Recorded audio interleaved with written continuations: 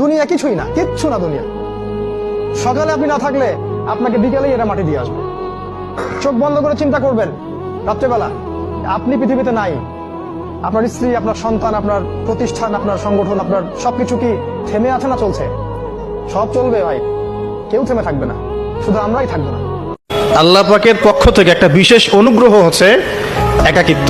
একাকিত্ব মানুষকে আল্লাহ চিনিয়ে দেয়, কারণ একাকিত্ব মানুষকে গভীরভাবে ভাবায়, আল্লাহকে পাওয়ায়, আল্লাহর কাছে দোয়া করতে শেখায়, মানুষকে বোঝায় যে আল্লাহ ছাড়া কেউ নাই সাহায্য করার। মানুষের দুর্ব্যবহারে কষ্ট পাবেন না।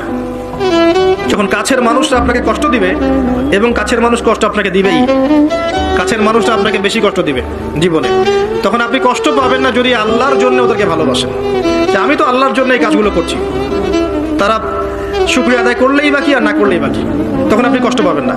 আমি জিতি নয় শিখি, আমি কখনো হারি না।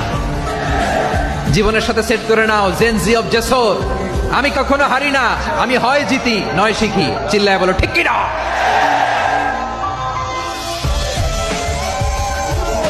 গোলামের অভাব নাই, কিন্তু তুমি ছাড়া আমার আর কোনো রব না। তুমি ছাড়া আমার কথা শোনার, আমার ডাকে সাড়া দেওয়ার দ্বিতীয় আমার কেউ নয়। তুমি মাফ করতে পারো, তুমি ক্ষমা করতে পারো, সব গুনাহ আজকে স্বীকার গেলাম। আমি সবচেয়ে বড় গুনাহগার, এমন কোন গুনাহ নাই আমি করি নাই। স্বীকার যান, অনুতপ্ত হন, চোখের পানি ছাড়েন। চোখের পানি ছাড়লে গুনাহ মাফ করে দেয় কে?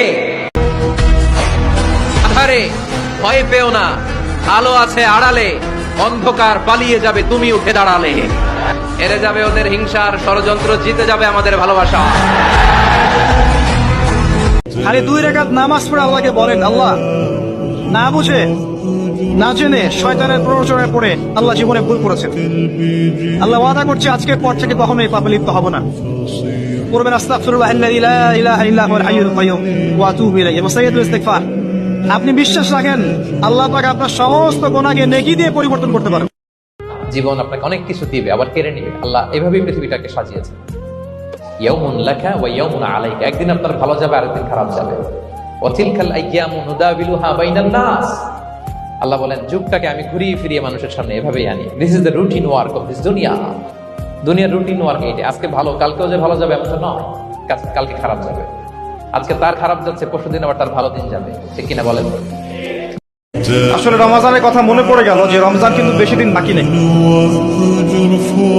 আমরা মনে করছি যে অনেক দেরি আছে, আসলে কিন্তু বেশি দেরি নেই। সাহাবায়ে কেরাম রাদিয়াল্লাহু আনহুম 6 মাস আগে থেকেই রমজানের প্রিপারেশন নিতেন। রমজানের প্রিপারেশন নিতেন, এই রমজানে আমি কি করব, কোরআন কতটুকু পড়ব, দিনের জন্য কি করব, যাকাতগুলো কিভাবে হিসাব করব, রমজান কেন্দ্রিক তাদের প্ল্যান থাকতো আগে থেকে। আমরা রমজানকে গুরুত্ব দেওয়ার চেষ্টা করি, আল্লাহ পাক তৌফিক দান করুন। সেই লোকদের দেখো যাদের ভাগ্য তোমার চেয়ে খারাপ, সেই সব লোককে দেখো না যারা তোমার চেয়ে বেশি ভাগ্যবান। তারা হলে তোমরা আল্লাহ তাআলাকে স্মরণ করায় অবহেলা করতে পারো।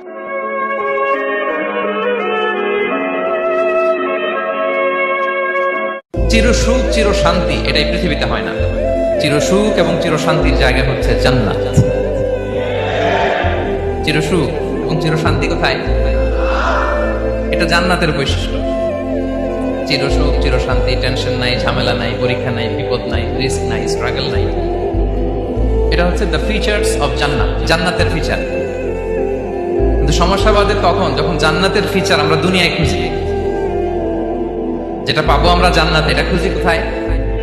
এই তখনই সমস্যা বাড়ে।